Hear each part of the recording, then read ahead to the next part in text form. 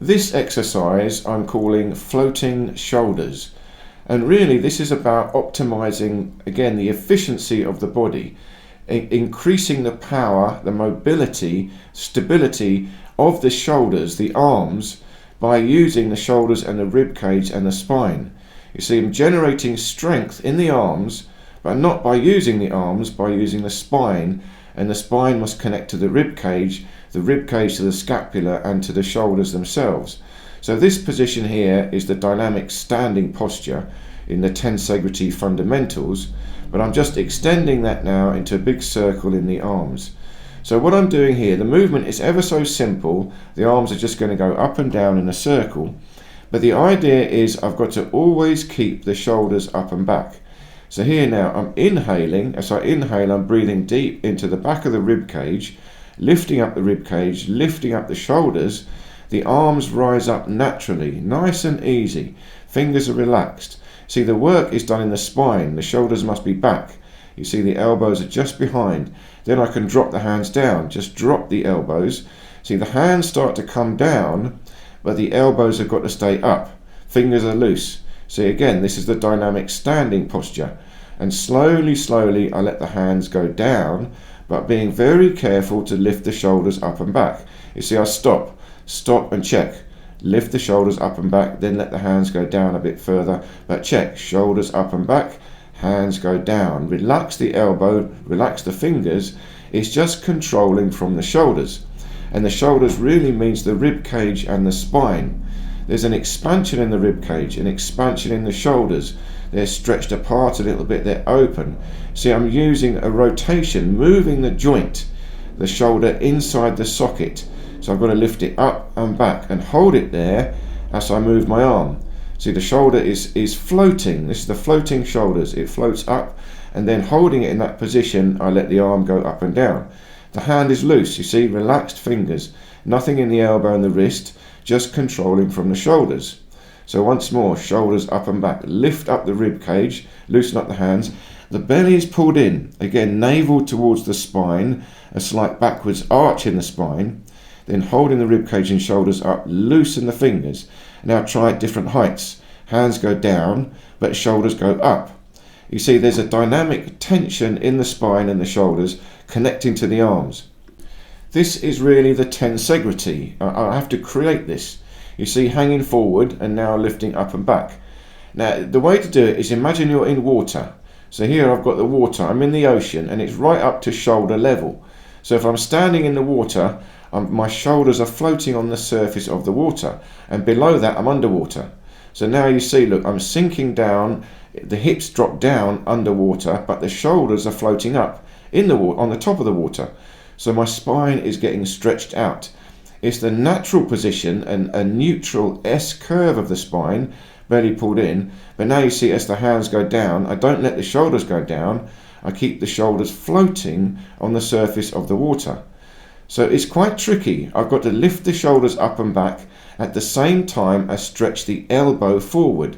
You see, look, the scapula is up and back. The shoulders are open. That's going down. I let go.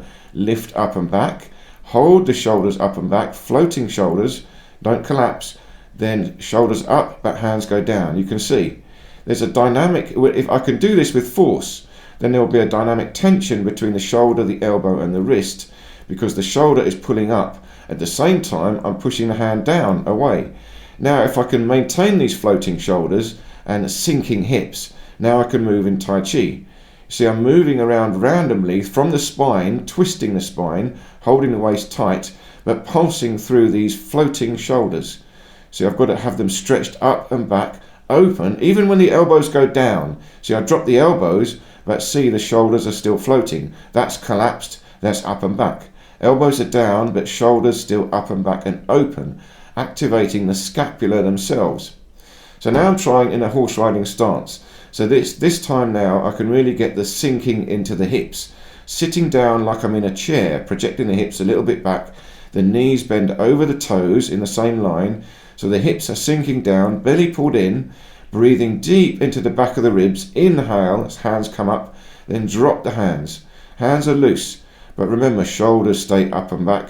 Gently exhale. As I'm exhaling, the hands go down at the sides. but keeping the shoulders up. Keep them open. Feel the shoulders open so they can rotate freely. There should be no pain. If you find pain in the shoulders, go slower, go careful.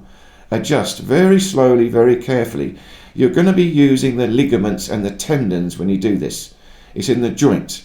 You're activating the ligaments and the tendons in the shoulder, the scapula, the rib cage and the spine, and carefully controlling them as you breathe, maintaining the alignment. See, my hands go down, but I don't let the spine collapse. I can sink down, the hips will sink down, but the shoulders float up. Remember, they say it in boxing, float like a butterfly, sting like a bee. So the shoulders are floating, they're gliding, they're light. But the hips are heavy, they will root you to the ground, lock you to the earth. So the power can transmit from the hips through the spine, but the spine has got to meet optimum, the right position, then through the shoulders, floating shoulders, and out to the arms and the fingers. So the hands and the feet are not doing so much work, it's the hips and the shoulders and the spine. Now I'm doing it with more power, so you can see here tiger claw. Shoulders up and back, but I'm pushing the hands down, flexing the fingers back and creating a tiger claw. So there's now a dynamic tension, isometric tension between my shoulders and my elbows and wrists. You see, I'm pushing my hands down, but at the same time pulling my shoulders up and back, creating a stretch through the arm. It's going to activate all the tendons and ligaments all the way down. I don't let it go like that. See, hold it up and back. That's forward, that's up and back. See how the spine is locked, and they see the rib cage is working, belly pulled in. Activate, stretch, open the scapula. So I'm using here the rib cage, the serratus muscle. I'm creating tension in the spine, the waistline, the belly, pulling the navel in towards the spine. Then that's connecting to the hips and the floating shoulders. But I have to create this. This is the Tensegrity Tai Chi. I actually have to build this structure. But it's the natural structure, the optimum position for the body, where I will get best maximum transmission of force. So now here, a simple one. Shoulders up and back in the horse riding stance, and I just extend the arms forward very, very slowly, and then pull them back again. But watch. See, I'm stretching the elbows and the wrists, but the shoulders are up and back. You see, it's again quite tricky. It's two-way movement. I can't think about pushing forward because I'm really pulling up and back with the shoulders. See, my hands go forward, but I pull, activate the shoulders up and back, activate a stretch in the scapula. So now between my shoulders, the elbow and the wrist, I can feel a stretch in the arms. There I go forward. You see, it's not forward, it's up and back. If I just do like this without thinking, you see it's like that. Just the shoulders are forward, but now look, up and back. A slight backwards arch in the lumbar. I'm sinking down into the hips, horse riding stance. So now it's transmitting through the spine. I can feel it in the scapula and here the serratus muscle. See, I don't let the shoulder drop down, it's got to go up. I'm fighting against gravity. Imagine I'm floating. The shoulders are floating, expanded. Now they are elastic. And I hold it in that position and they can move easily. See, just walking along like this. But holding the perfect spine, shoulders up and open. Now the shoulders will swing. It's more efficient. So I hope this made sense. Please do leave me any questions or comments, and I look forward to seeing you in any of these other videos here.